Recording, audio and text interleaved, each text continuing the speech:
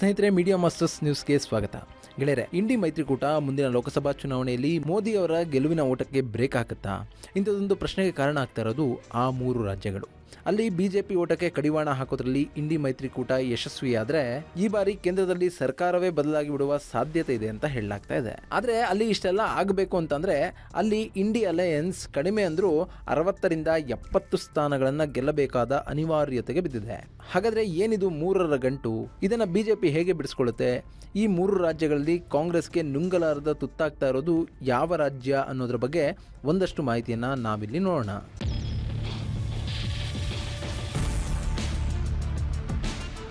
ಗೆಳೆಯರೆ, ಇಂಡಿ ಮೈತ್ರಿಕೂಟ ಈ ಬಾರಿ ಏನಾದ್ರೂ ಮಾಡಿ ಬಿಜೆಪಿಯ ಓಟಕ್ಕೆ ಲಗಾಮು ಹಾಕಬೇಕು ಅಂತ ಪ್ರಯತ್ನ ಪಡ್ತಾ ಇದೆ. ಅಷ್ಟೇ ಅಲ್ಲದೆ ಸಾಧ್ಯ ಆದರೆ ಬಿಜೆಪಿಯಿಂದ ಅಧಿಕಾರವನ್ನ ದೂರ ಇಡಬೇಕು ಅನ್ನೋ ಮಾತುಗಳು ಕೂಡ ಕೇಳಿ ಬರ್ತಾ ಇವೆ. ಆದ್ರೆ ಸದ್ಯಕ್ಕೆ ಹೊರಬಿದ್ದಿರೋ ಸಮೀಕ್ಷೆಗಳು ಬಿಜೆಪಿಯ ಗೆಲುವನ್ನ ಈ ಬಾರಿ ಯಾರೂ ಕೂಡ ತಡೆಯೋದಕ್ಕೆ ಸಾಧ್ಯವೇ ಇಲ್ಲ ಅಂತ ಹೇಳ್ತಾ ಇವೆ. ಆದ್ರೆ ಇದು ಭಾರತ. ಇಲ್ಲಿ ಯಾವ ಕ್ಷಣದಲ್ಲಿ ಏನು ಬೇಕಿದ್ರೂ ನಡೀಬಹುದು. ಮತದಾರನ ಮನಸ್ಸಿನಲ್ಲಿ ಹೀಗೆ ಇದೆ ಅಂತ ಯಾವ ಸಮೀಕ್ಷೆಗಳು ಕೂಡ ಹೇಳೋದಕ್ಕೆ ಸಾಧ್ಯ ಆಗೋದಿಲ್ಲ. ಹೀಗಾಗಿ ಈ ಬಾರಿಯ ಚುನಾವಣೆ ಸಾಕಷ್ಟು ಕುತೂಹಲವನ್ನ ಉಂಟು ಮಾಡ್ತಾ ಇದೆ. ಇಲ್ಲಿ ಉತ್ತರ ಪ್ರದೇಶ, ಬಿಹಾರ ಹಾಗೂ ಪಶ್ಚಿಮ ಬಂಗಾಳಗಳಲ್ಲಿ ಇಂಡಿ ಮೈತ್ರಿಕೂಟ ಬಿಜೆಪಿಯ ಓಟಕ್ಕೆ ಲಗಾಮು ಹಾಕಿದ್ರೆ ಅಲ್ಲಿಗೆ ಅವರು ಅರ್ಧ ಗೆದ್ದಂತೆ. ಯಾಕಂದ್ರೆ ಈ 3 ರಾಜ್ಯಗಳಲ್ಲಿ ಒಟ್ಟು 162 ಲೋಕಸಭಾ ಕ್ಷೇತ್ರಗಳಿವೆ. ಸದ್ಯಕ್ಕೆ ಬಿಜೆಪಿ ಉತ್ತರ ಪ್ರದೇಶದಲ್ಲಿ 62, ಬಿಹಾರದಲ್ಲಿ 17 ಹಾಗೂ ಪಶ್ಚಿಮ ಬಂಗಾಳದಲ್ಲಿ 18 ಸ್ಥಾನಗಳನ್ನು ಹೊಂದಿದೆ. ಅಲ್ಲಿಗೆ 162 ಲೋಕಸಭಾ ಕ್ಷೇತ್ರಗಳ ಪೈಕಿ 97 ಲೋಕಸಭಾ ಕ್ಷೇತ್ರಗಳನ್ನ ಬಿಜೆಪಿ ಒಂದೇ ತನ್ನದಾಗಿಸಿಕೊಂಡಿದೆ. ಇನ್ನು ಉತ್ತರ ಪ್ರದೇಶದಲ್ಲಿ 2 ಲೋಕಸಭಾ ಕ್ಷೇತ್ರಗಳನ್ನ ಎನ್ಡಿಎ ಮಿತ್ರ ಪಕ್ಷ ಗೆದ್ದುಕೊಂಡಿದೆ. ಹಾಗೇನೆ ಈ ಹಿಂದೆ ಎನ್ಡಿಎ ಜೊತೆ ಇದ್ದ ಜೆಡಿಯು ಹಾಗೂ ಎಲ್ಜೆಪಿಗಳು ಒಟ್ಟು 22 ಸ್ಥಾನಗಳನ್ನ ಹೊಂದಿದ್ವು. ಈಗ ಅವು ಬಿಜೆಪಿಯಿಂದ ದೂರ ಇವೆ. ಸೊ ಎನ್ಡಿಎ ಸದ್ಯಕ್ಕೆ 162 ಸ್ಥಾನಗಳಲ್ಲಿ ಒಟ್ಟು 99 ಸ್ಥಾನಗಳನ್ನು ಹೊಂದಿದೆ.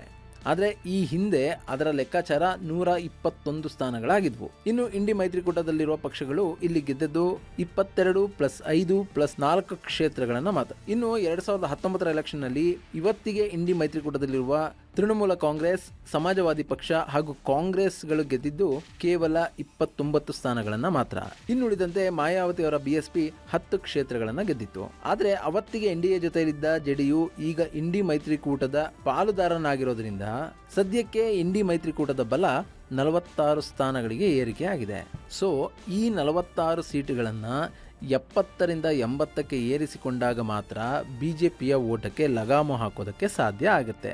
ಆದರೆ ಈಗಾಗಲೇ ಇಂಡಿ ಮೈತ್ರಿಕೂಟದಲ್ಲಿ ಸಮಸ್ಯೆ ಎದುರಾಗಿದೆ. ಅದಕ್ಕೆ ಕಾರಣ ಆಗ್ತಾ ಇರೋದು ಸೀಟ್ ಶೇರಿಂಗ್ ವಿಷಯ.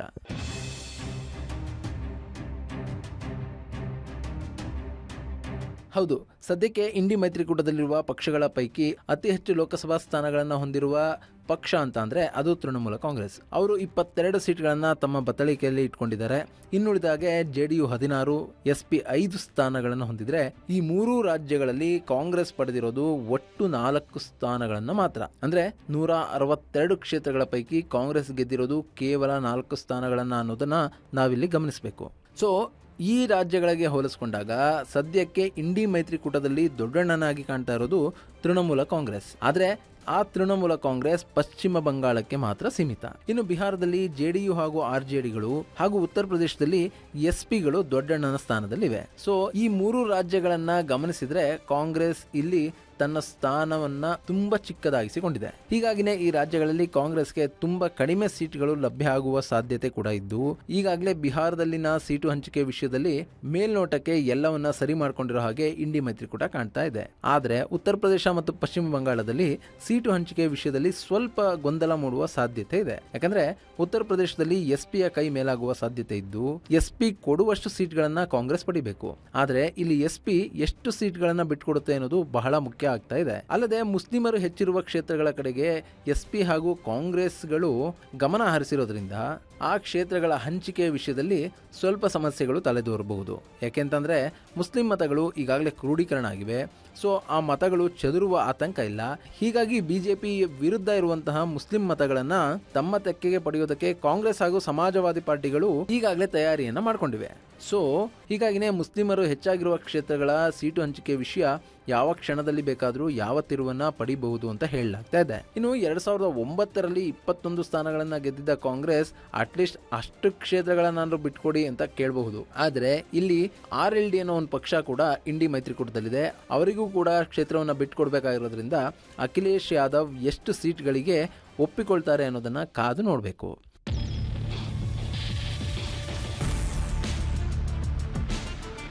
ಇನ್ನು ಪಶ್ಚಿಮ ಬಂಗಾಳ, ಅಲ್ಲಿ ತೃಣಮೂಲ ಕಾಂಗ್ರೆಸ್ ಹಾಗೂ ಕಾಂಗ್ರೆಸ್ ನಾಯಕ ಅಧೀರ್ ರಂಜನ್ ಚೌಧರಿ ನಡುವೆ ಸಂಘರ್ಷ ಏರ್ಪಟ್ಟಿದೆ. ಕಾಂಗ್ರೆಸ್ ಪಕ್ಷ ಹೆಚ್ಚು ಸೀಟ್ಗಳಿಗೆ ಬೇಡಿಕೆಯನ್ನು ಇಡ್ತಾ ಇದೆ. ಆದರೆ TMC ಮೊದಲಿಗೆ 2 ಕ್ಷೇತ್ರಗಳನ್ನು ಕೊಡೋದಕ್ಕೆ ಒಪ್ಪಿತ್ತು. ಆ ಬಳಿಕ 4 ಕ್ಷೇತ್ರಗಳನ್ನು ಬಿಟ್ಟುಕೊಡುವ ಮಾತನ್ನ ಆಡ್ತಾ ಇದೆ. ಅಲ್ಲದೆ ಕಮ್ಯುನಿಸ್ಟರಿಗೆ 2 ಕ್ಷೇತ್ರಗಳನ್ನು ಕೊಟ್ಟು ಉಳಿದ 36 ಸ್ಥಾನಗಳಲ್ಲಿ TMC ತಾನೇ ಸ್ಪರ್ಧಿಸುವ ಸಾಧ್ಯತೆ ಇದೆ. ಯಾಕಂದ್ರೆ 2014ರಲ್ಲಿ ತೃಣಮೂಲ ಕಾಂಗ್ರೆಸ್ ಒಟ್ಟು 34 ಕ್ಷೇತ್ರಗಳಲ್ಲಿ ಗೆದ್ದಿತ್ತು. ಸೊ ಅಲ್ಲಿ ಅವರ ಕೈ ಮೇಲಾಗುವ ಸಾಧ್ಯತೆ ಇದ್ದು ಇದು ಬಂಗಾಳ ಕಾಂಗ್ರೆಸ್ ನಾಯಕರ ಅಸಮಾಧಾನಕ್ಕೆ ಕಾರಣ ಆಗ್ತಾ ಇದೆ. ಆದರೆ ಈ ಬಾರಿ ಬಿಜೆಪಿಯನ್ನು ಸೋಲಿಸುವ ನಿಟ್ಟಿನಲ್ಲಿ ಕಾಂಗ್ರೆಸ್ ಹಲವು ಕಡೆಗಳಲ್ಲಿ ತ್ಯಾಗ ಮಾಡಿ ನಿಲ್ಲೋದನ್ನು ಬಿಟ್ಟು ಬೇರೆ ಯಾವುದೇ ಆಪ್ಷನ್ ಕೂಡ ಅವರಿಗೆ ಇಲ್ಲ. ಇನ್ನು ಬಿಹಾರದಲ್ಲಿ ಸದ್ಯಕ್ಕೆ ಸೀಟು ಹಂಚಿಕೆ ಸಮಸ್ಯೆ ಕಂಡು ಬಾರದೇ ಇರಬಹುದು. ಆದರೆ ಅಲ್ಲಿ ನಿತೀಶ್ ಕುಮಾರ್ ಅವರನ್ನ ಸಮಾಧಾನ ಪಡಿಸೋದು ಹೇಗೆ ಅನ್ನುವ ಲೆಕ್ಕಾಚಾರಗಳು ಶುರುವಾಗಿವೆ. ನಿತೀಶ್ ಇಂಡಿ ಮೈತ್ರಿಕೂಟವನ್ನು ಮುನ್ನಡೆಸೋದಕ್ಕೆ ಬಯಸಿದ್ರು. ಅಲ್ಲಿ ಮೈತ್ರಿಕೂಟದ ಸಂಚಾಲಕ ಹುದ್ದೆಯನ್ನ ಅವರು ತಮಗೆ ಸಿಗುತ್ತೆ ಅಂತ ಅನ್ಕೊಂಡಿದ್ರು. ಆದರೆ ಇಂಡಿ ಮೈತ್ರಿಕೂಟಕ್ಕೆ ಅಧ್ಯಕ್ಷ ಗಾದಿಯನ್ನು ಕೂಡ ಸೃಷ್ಟಿಸಿದ ಕಾರಣ ನಿತೀಶ್ ಕುಮಾರ್ ಸಂಚಾಲಕ ಹುದ್ದೆ ಬೇಡ ಅಂತ ಅಂದ್ರು. ಹೀಗಾಗಿ ಸೀಟು ಹಂಚಿಕೆ ಮುಗಿಸಿ ಚುನಾವಣೆಗೆ ಅಭ್ಯರ್ಥಿಯನ್ನ ಘೋಷಿಸುವವರೆಗೂ ನಿತೀಶ್ರ ಮನಸ್ಥಿತಿ ಹೀಗೇ ಇರಬಹುದು ಅಂತ ಖಂಡಿತವಾಗಿ ಹೇಳೋದಕ್ಕೆ ಸಾಧ್ಯ ಇಲ್ಲ. ಅವರು ಯಾವುದೇ ಕ್ಷಣದಲ್ಲಿ ಬೇಕಾದರೂ ಇಂಡಿ ಮೈತ್ರಿಕೂಟವನ್ನು ತೊರೆದು NDAಯನ್ನ ಸೇರುವ ಸಾಧ್ಯತೆಗಳನ್ನು ಕೂಡ ತಳ್ಳಿ ಹಾಕೋದಕ್ಕೆ ಸಾಧ್ಯ ಇಲ್ಲ.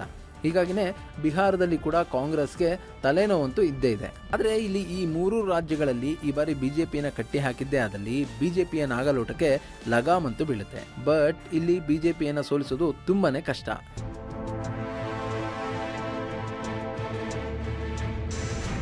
ಉತ್ತರ ಪ್ರದೇಶದಲ್ಲಿ ಮಾಯಾವತಿಯವರ BSPಯ ಸ್ಪರ್ಧೆಯಿಂದ ಇಂಡಿ ಮೈತ್ರಿಕೂಟದ ಮತಗಳು ಹಂಚಿ ಹೋಗುವ ಸಾಧ್ಯತೆ ಇದೆ. ಇನ್ನು ಯೋಗಿ ಆದಿತ್ಯನಾಥರ ಕೆಲಸಗಳನ್ನ ಉತ್ತರ ಪ್ರದೇಶದಲ್ಲಿನ ಮುಸ್ಲಿಮರು ಕೂಡ ಶ್ಲಾಘಿಸ್ತಾ ಇದ್ದಾರೆ.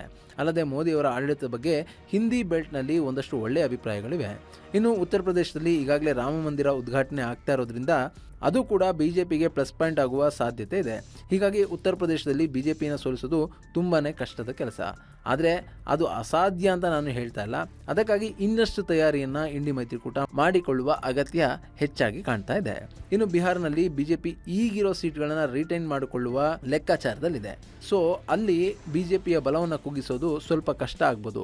ಇನ್ನು ಪಶ್ಚಿಮ ಬಂಗಾಳ, ಕಳೆದ ಬಾರಿ ಬಿಜೆಪಿಗೆ ಅಚ್ಚರಿಯ ಫಲಿತಾಂಶವನ್ನು ಕೊಟ್ಟ 2 ರಾಜ್ಯಗಳಲ್ಲಿ ಒಂದು ಕರ್ನಾಟಕ ಆದರೆ ಮತ್ತೊಂದು ಪಶ್ಚಿಮ ಬಂಗಾಳ. 2014ರಲ್ಲಿ ಕೇವಲ 2 ಸೀಟ್ಗಳನ್ನು ಗೆದ್ದಿದ್ದ ಬಿಜೆಪಿ 2019ರಲ್ಲಿ ಪಶ್ಚಿಮ ಬಂಗಾಳದಲ್ಲಿ 18 ಲೋಕಸಭಾ ಕ್ಷೇತ್ರಗಳನ್ನು ತನ್ನದಾಗಿಸಿಕೊಂಡಿತು. ಈ ಬಾರಿ ಅವರು ಅಷ್ಟು ಕ್ಷೇತ್ರಗಳನ್ನು ಉಳಿಸಿಕೊಂಡು ಇನ್ನಷ್ಟು ಕ್ಷೇತ್ರಗಳನ್ನು ಪಡೆಯೋದಕ್ಕೆ ಪ್ರಯತ್ನವನ್ನಂತೂ ಮಾಡ್ತಾ ಇದ್ದಾರೆ. ಆದರೆ ಇಂಡಿ ಮೈತ್ರಿಕೂಟ ಒಟ್ಟಾದರೆ ಬಂಗಾಳದಲ್ಲಿ ಬಿಜೆಪಿಯ ಸಂಖ್ಯೆಯನ್ನು ಕಡಿಮೆ ಮಾಡಬಹುದು ಅನ್ನೋ ಅಂಕಿಅಂಶಗಳು ಸಿಗ್ತಾ ಇವೆ. ಕಳೆದ ಬಾರಿಯ ಚುನಾವಣೆಯಲ್ಲಿ TMC 43.3% ಮತಗಳನ್ನು ಪಡೆದರೆ ಕಾಂಗ್ರೆಸ್ ಪಕ್ಷ 5.67% ಹಾಗೂ ಕಮ್ಯುನಿಸ್ಟರು 6.33% ಮತಗಳನ್ನು ಪಡೆದಿದ್ರು. ಸೊ 3 ಪಕ್ಷಗಳು ಪಡೆದಿರುವ ಮತ ಪ್ರಮಾಣವನ್ನು ಒಂದು ಮಾಡಿ ನೋಡಿದ್ರೆ ಅಲ್ಲಿ 55.3ಕ್ಕೂ ಹೆಚ್ಚು ಮತಗಳು ಮೈತ್ರಿಕೂಟದ ಕಡೆ ಇರೋದು ಗೊತ್ತಾಗುತ್ತೆ. ಹೀಗಾಗಿ ಇಂಡಿ ಮೈತ್ರಿಕೂಟದ ನಾಯಕರಿಗೆ ಪಶ್ಚಿಮ ಬಂಗಾಳದಲ್ಲಿ ಗೆಲುವು ಸುಲಭ ಅಂತ ಅನಿಸ್ತಾ ಇದೆ. ಆದರೆ ಸೀಟು ಹಂಚಿಕೆ ಬಿಕ್ಕಟ್ಟು ಮುಗಿದು ಒಬ್ಬರನ್ನೊಬ್ಬರು ಬೀಳಿಸದೇ ಇದ್ರೆ ಮಾತ್ರ ಅಲ್ಲಿ ಬಿಜೆಪಿಗೆ ಸಡ್ಡು ಹೊಡಿಬಹುದು. ಒಂದು ವೇಳೆ ಕಳೆದ ಬಾರಿ ಕರ್ನಾಟಕದಲ್ಲಿ ಆದಂತೆ ಆದರೆ ಇರೋ ಸ್ಥಾನಗಳನ್ನು ಕೂಡ TMC ಕಳೆದುಕೊಂಡ್ರೆ ಅಚ್ಚರಿ ಪಡಬೇಕಾಗಿಲ್ಲ. ಹೀಗಾಗಿನೇ ಇಲ್ಲಿನ ಫಲಿತಾಂಶದ ಬಗ್ಗೆ ಯಾವುದೇ ನಿಖರತೆ ಸಿಗ್ತಾ ಇಲ್ಲ. ಒಟ್ಟಿನಲ್ಲಿ ಈ 3 ರಾಜ್ಯಗಳಲ್ಲಿ ಬಿಜೆಪಿಯ ಬಲವನ್ನ ಈಗಿರೋದಕ್ಕಿಂತಲೂ 40% ಕಡಿಮೆ ಮಾಡಿದ್ರೆ ಅದು ಇಂಡಿ ಮೈತ್ರಿಕೂಟದ ಗೆಲುವು ಅಂತ ಅನಿಸ್ಕೊಳುತ್ತೆ. ಯಾಕಂದ್ರೆ ಸದ್ಯ ಬಿಜೆಪಿಯ ಬಲ 303 ಸೀಟ್ಗಳು, ಅದರಲ್ಲಿ 40 ಸೀಟ್ಗಳನ್ನು ಕಳ್ಕೊಂಡ್ರೆ ಅದು 263ಕ್ಕೆ ಬಂದು ನಿಲ್ಲುತ್ತೆ. ಅಲ್ಲಿಗೆ ಬಿಜೆಪಿಗೆ ಸ್ವತಂತ್ರ ಶಕ್ತಿ ಇರೋದಿಲ್ಲ. ಹೀಗಾಗಿ ಬಿಜೆಪಿಯ ಈ ಹಿನ್ನಡೆ ಇಂಡಿ ಮೈತ್ರಿಕೂಟದ ಗೆಲುವು ಅಂತ ಬಿಂಬಿಸೋದಕ್ಕೆ ಸಾಧ್ಯ ಆಗುತ್ತೆ. ಆದರೆ ಇದೆಲ್ಲವೂ ಆಗಬೇಕು ಅಂತಂದ್ರೆ ಇಂಡಿ ಮೈತ್ರಿಕೂಟದಲ್ಲಿ ಯಾವುದೇ ಒಡಕು ಮೂಡದೆ ಒಬ್ಬರ ಕಾಲನ್ನು ಒಬ್ಬರು ಎಳೆಯದೆ ಚುನಾವಣೆಯನ್ನು ಎದುರಿಸಬೇಕು. ಆದರೆ ಅದು ಸಾಧ್ಯ ಆಗುತ್ತಾ ಅನ್ನೋದನ್ನ ಕಾಲವೇ ಉತ್ತರಿಸಬೇಕು. ಇದು ಗೆಳೆಯರೆ ಉತ್ತರ ಭಾರತದ 3 ರಾಜ್ಯಗಳು ಈ ದೇಶದಲ್ಲಿ ಮುಂದಿನ ದಿನಗಳಲ್ಲಿ ಯಾರು ಅಧಿಕಾರ ನಡೆಸುತ್ತಿದ್ದಾರೆ ಅನ್ನೋದನ್ನ ತೀರ್ಮಾನಿಸುವ ಶಕ್ತಿಯನ್ನು ಹೊಂದಿರೋದರ ಕುರಿತಾದ ಸಂಕ್ಷಿಪ್ತ ಮಾಹಿತಿ. ಮುಂದಿನ ವಿಡಿಯೋದಲ್ಲಿ ಮತ್ತೊಂದು ವಿಶೇಷ ಮಾಹಿತಿಯನ್ನ ನಿಮ್ಮ ಮುಂದಿಡ್ತೀನಿ. ಅಲ್ಲಿವರೆಗೂ ನಮಸ್ಕಾರ.